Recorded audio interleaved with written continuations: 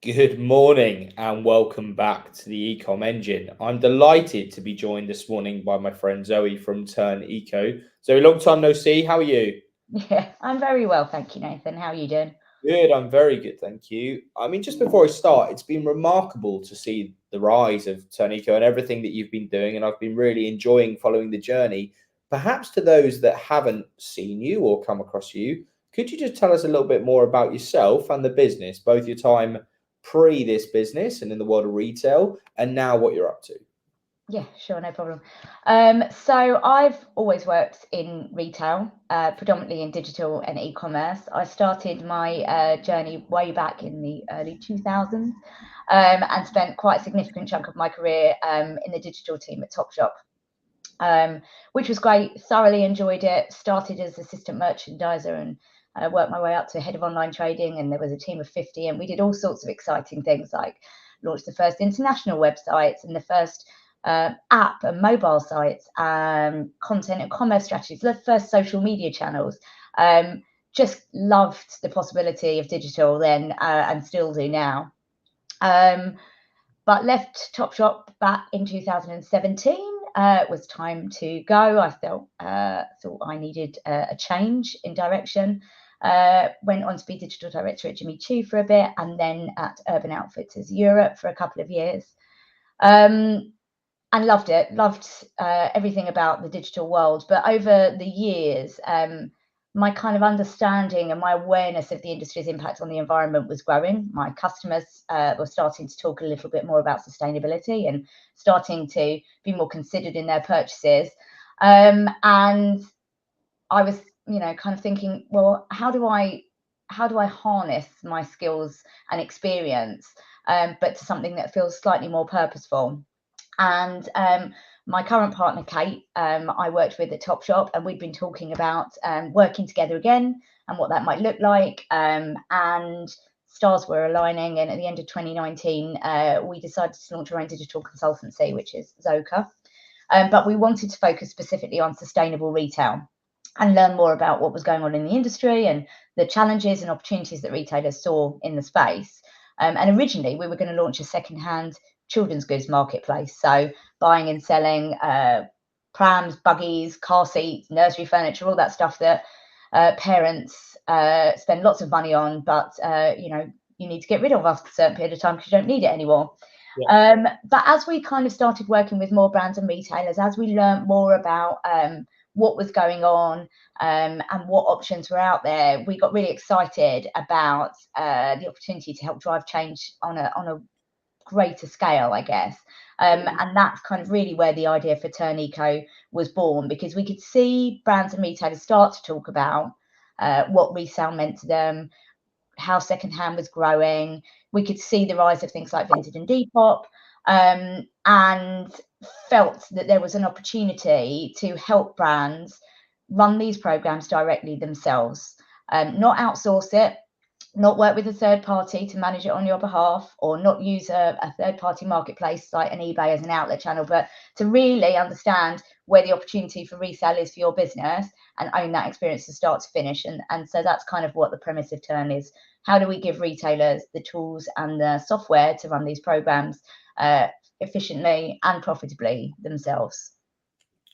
So, question on that: Do you see there to be typical sectors that are more ripe for resale than others? And when you were chatting, I was thinking, oh, I've got a lovely brand, Connie and Claire, based in Southwold, ladies wear, menswear, like they do all sorts in the world of apparel. I'm thinking, God, I reckon that would be a nice little model for resale. And I'm thinking, okay, well, furniture online, another lovely client, etc. But does someone resell an office chair, etc., etc.? And therefore, would you say it's more the clothing, apparel, and fashion route, or are there other industries that you think it's absolutely right for?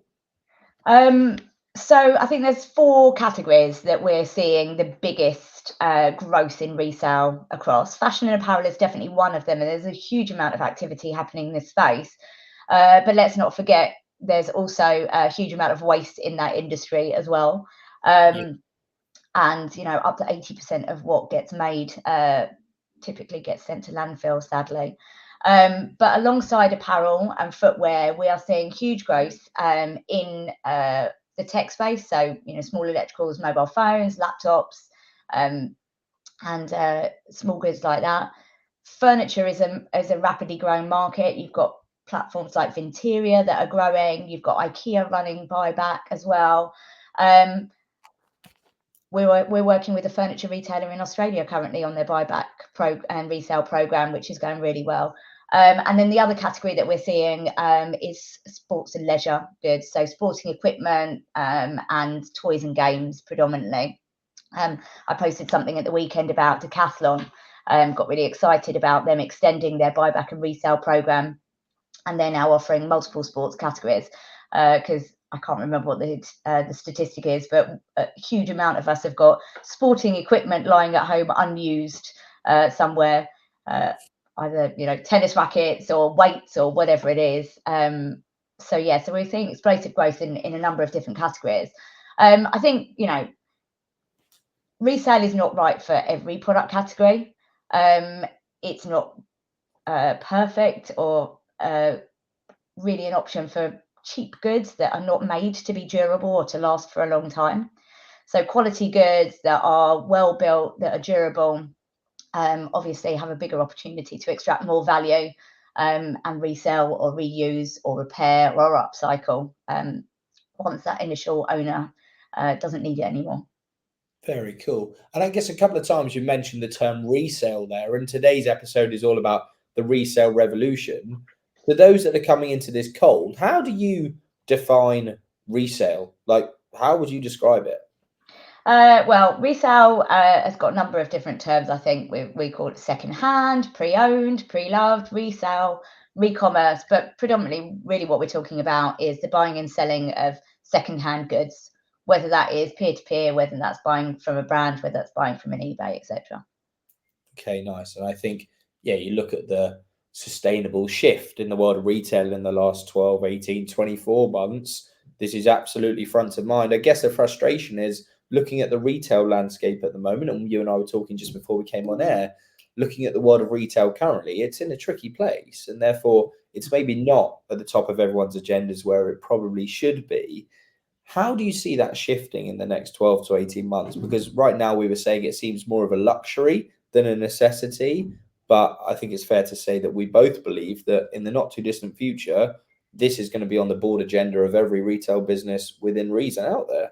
Yeah, well, I think to that point, I think the recent ThreadUp report said that 74% of retail executives are either considering or planning to run resale in the future. That's 74% of those that aren't running it currently. So that's a significant proportion. And I think just market trends are helping the rise of resale a lot. There's a lot of different factors into it. Retail is really challenging at the moment, but that's a lot of kind of wider factors. So not only have we got the economic factors playing into that, rising cost of living, we're in a low growth, low loyalty retail environment at the moment where consumers are picking and choosing where they want to sell, where they want to buy. And from a retail perspective, they've got high cost of goods, they've got low profit margins or eroding profit margins, they've got disrupted supply chains, they've got sustainability legislation incoming, changes in consumer behaviors, whether that's price driven or whether that's sustainability concern driven. And this kind of perfect storm of external factors that they're having to play to whilst still trying to continue to grow their business. That's where I get really excited about the opportunity for like circular retail, not just resale, but other methods, because as you said, like at the moment, it's often seen as a bit of a kind of nice to have. It's not really seen as a fundamental pillar to growth.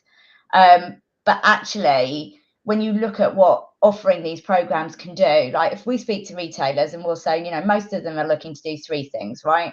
They're looking to acquire more customers. They're looking to build a more loyal customer base, so more kind of, brand loyalty, and they're looking to grow their business in terms of revenue. And, in the current environment, relying on the way that you've always done things to continue to grow is challenging. It's not necessarily delivering the results. But if you start to think about what offering resale, buyback or resale or repairs or upcycling can offer your business in terms of introducing a new customer due to a price point or sustainability concerns, offering credit for buyback, which then builds brand loyalty because they come back to you to sell again, and offering you opportunity to drive revenue through new streams that you haven't had previously. It's a really, really interesting way of growing your business for the long term.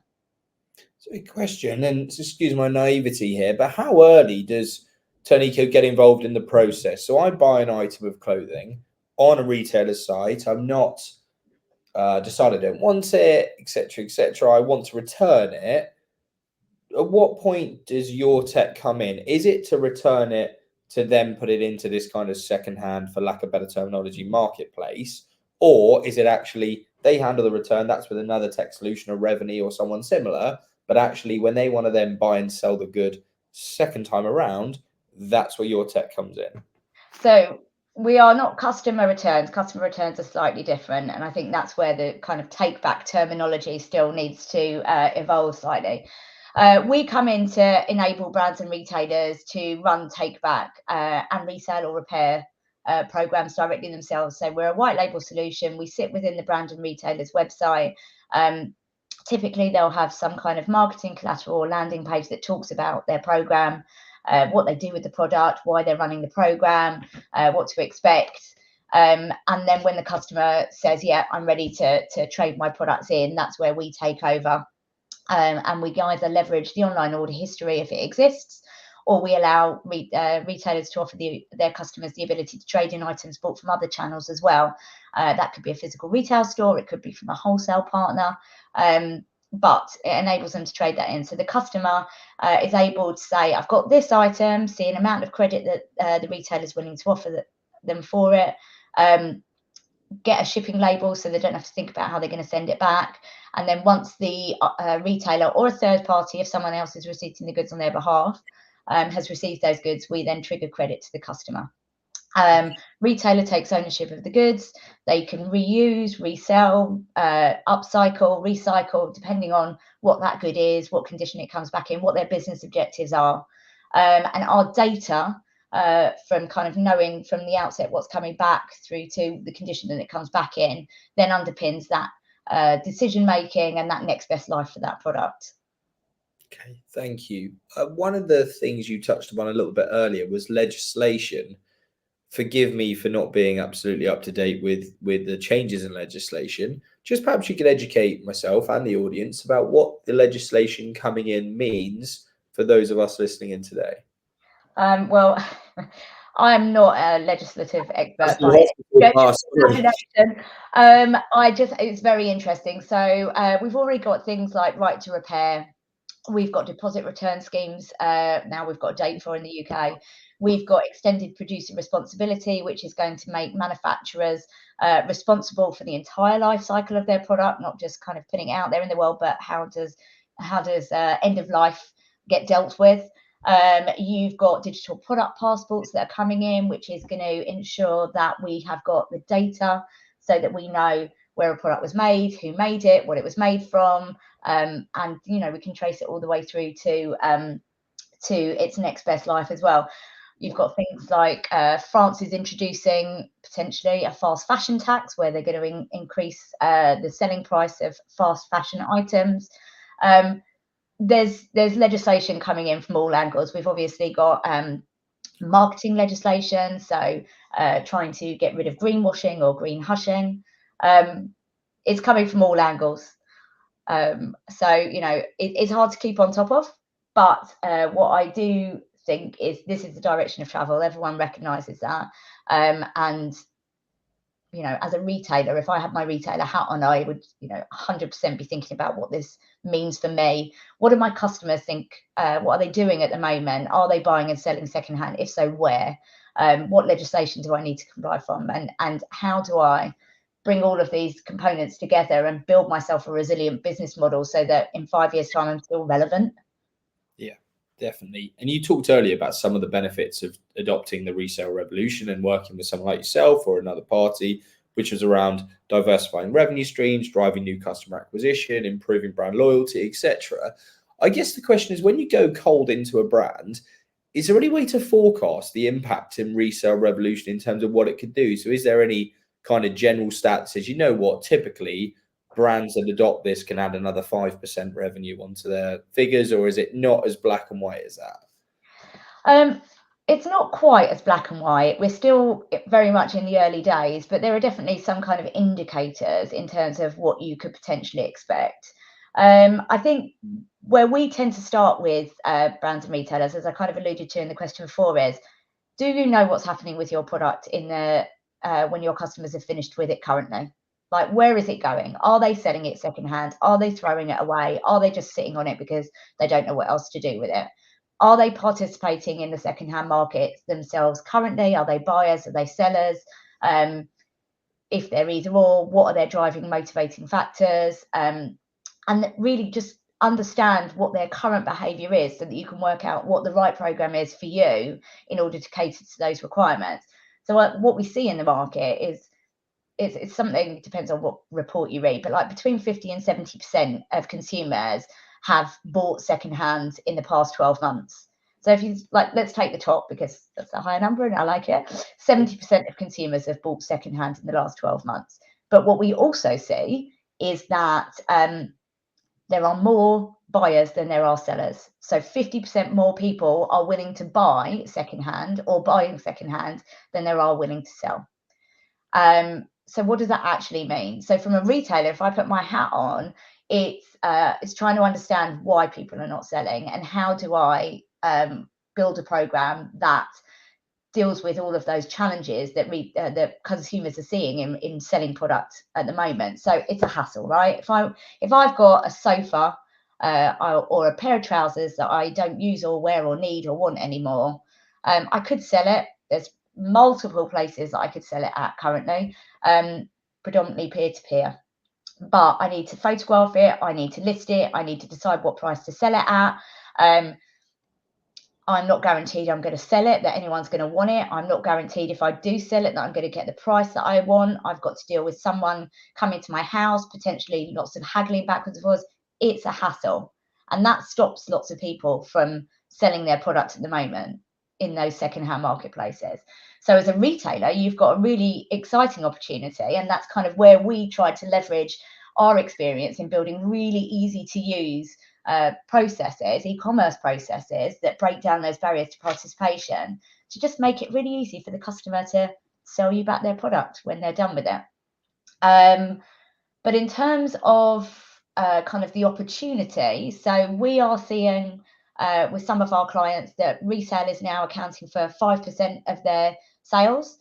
That's online, and 10% in the stores that they're offering resale in store at, and it's growing, which I get really excited about. And but as I said, in order to try and work out what it means to that particular retail, we'll look at kind of what the size of their revenue is at the moment. What does that look like in terms of channel, in terms of product mix, and we'll help them build out a P&L to work out where we think that opportunity looks, where that opportunity is and what that profitability looks like, and tweak the program rules to get them to where they need to be. So, question on that. I was just thinking, I was out for a retail dinner last week with Maureen from Joy the Store, and she's built an amazing business there and used to have 40 shops on the high street and now has gone good online. But for someone like that, great quality of product, really understands the customer. How does she find out if resale is of interest to her customer? Is it a survey? Is it an email database blast? Like, what is the first step that she could take to be like, is this even viable for my business? Yeah, as I said, ask your customers, go out to your database, ask them what they're doing with your product currently when they don't need it anymore. Are they buying secondhand? Are they selling secondhand? If not, why not? If they are, where are they doing it? Why are they doing it? How are they doing it? Sorry, on that, do you help the brand with those conversations and shaping those conversations to get the feedback, or do you not come in until they've identified if it's right for them or not?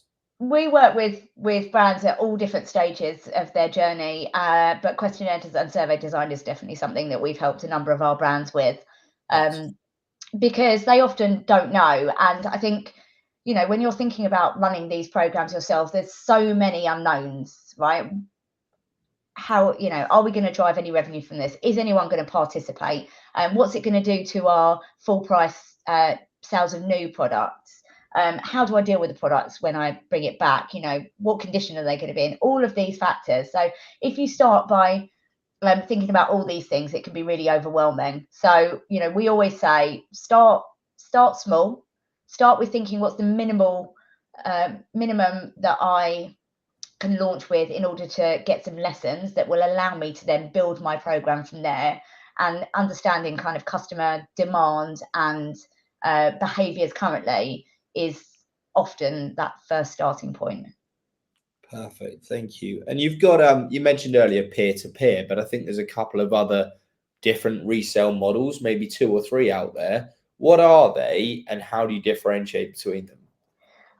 So you've got 3 kind of models, I would say, at the moment. So you've got your peer-to-peer marketplaces, but within that you've got 2 types. So you've got peer-to-peer is consumer selling to consumer. So that's your Vinted, your Depop's, you know, your Gumtree, your Facebook marketplace, where you are selling your product secondhand to someone else. And then what we're seeing is peer-to-peer, but in a brand environment. So Zara Resale or COS, for example, where they have resale within their brand experience, but it's still enabling peer-to-peer. So that's kind of that. Then you've got third-party partnerships and marketplaces, which are predominantly things like your ThredUp in the US and Thrift Plus in the UK, where they're partnering with brands. Their brands can then ship one of these Thrift Plus bags out to their consumers. They stuff it full of their products and send it back to Thrift Plus, who then sell that product on behalf of the consumer and the brand. So that's the second model. And then third, you've got brand owned experiences. Now, brand owned is either where they are buying and selling secondhand on their main website alongside new product and fully integrating that experience, or you've got them buying and selling secondhand on a secondary website, brand owned and you know, brand sole brand, but on a separate experience, which is sometimes easier to set up from a logistics perspective and operational perspective, especially to start with. But obviously you've got that consideration around splitting traffic, your marketing efforts, etc., etc. So I mean, we're huge supporters of fully integrated brand-owned experiences where you're selling secondhand alongside new, not least because we know from you know, from a number of our clients that their customers that are coming to the site are not just buying either secondhand or new, they're buying mixed baskets. So it's not, you're not either just a new customer or a secondhand customer, you are potentially both, which I think is really interesting. I always ask our partners that we bring on to shows like this to not necessarily sell directly, and you provide immense amounts of value today, but I'm personally selfishly quite curious in terms of what does it cost. So if I was thinking of like, just as we're chatting, I'm like, well, one of our brands, Tala or someone like that, like for them, like what's it going to cost to enable this kind of resale market, to at least let them test it or try it? So you've got software costs. So if you choose to work with a partner like us, what is that software cost? Now we started with the premise that we wanted to make circular retail affordable and accessible for retailers of any size. So we have a relatively low monthly minimum cost, which is $100. And I'm not selling here, I'm just kind of giving you context. You're allowed in this case. Yeah. Okay, that's fine. But then you've got the operational costs. And these can vary massively depending on what product category you're in and whether you are using your own in-house capabilities in order to bring that product back in, inspect it, refurbish it, clean it, and then fulfill it once you've resold it, or whether you're working with a third party. I think what's really interesting is alongside this kind of whole rise of resale, when we first started, there weren't very many services out there that could help brands and retailers with that refurbishment and resale fulfillment piece. And so brands were sort of scratching their heads thinking, well, I don't really know how to deal with unique products, which is what secondhand is. I don't have capability to deal with that. Like, so how do I manage that? But we're also seeing alongside kind of that rise of resale, other businesses that are evolving that can help brands with that part of the journey. So they still own the buyback resale experience, but they've got a third party that's helping them with the refurbishment element of that. What we say typically is that the buyback costs that we see are typically between 10 to 30% of the original purchase price. And you can expect to resell at between 40 and 60%. And we have seen that, and we've modelled and we've seen it with a number of our clients, that even with an original selling price of as low as £30, resale can be profitable. You can still make a profit margin. Obviously, there's so many factors that go into that. What process are you going to do? What's the product category to start with? How much cleaning or repair work are you going to do? We always say start out with the minimum possible, just to make that product ready for resale, to gauge the customer's appetite for buying different condition of items, and to learn. What I get really excited about is retailers currently, when they sell a product, it goes out into the world and they never really see it again. Now, you do wearer trials and usability trials, but nothing really kind of mirrors what happens to your product in the real world. And so if we think about the ultimate goal is to be able to reuse products multiple times, then the initial goal needs to be able to build more durable, resilient, repairable products to start with.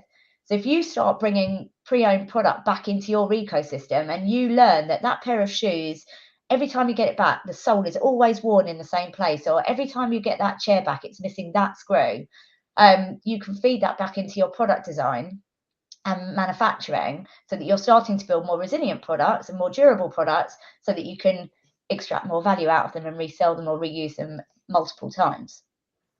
That is awesome. I didn't even think about that. That's really smart. I guess looking to wrap up today's episode, and firstly, thank you. It's been, I would say I know you more than maybe many on this call, and even I have learned a shed load. So thank you so much. I guess my question for you is parting thoughts. And in the next 6 to 12 months, like sharing what you can, where's TernEco heading and what have we got to look forward to? Well, what I'm really excited about is what I'm personally terming like Tern 2.0. So we've predominantly been a Shopify trade-in app, but we are currently working on expanding our services. And later this year, we'll be able to offer not only trade-in or take-back or buy-back, whichever your preferred terminology is, but automated resale, relisting, an in-store experience for trade-in that's digitally enabled, so that you can capture exactly what's come back rather than having some kind of mystery box that people throw stuff in store, and a repairs flow as well. What we're looking to build is a really comprehensive circular retail tool. We recognise that retailers have different objectives, different product categories in some instances, and that there are different avenues for products once they've brought pre-owned product back into their ecosystem.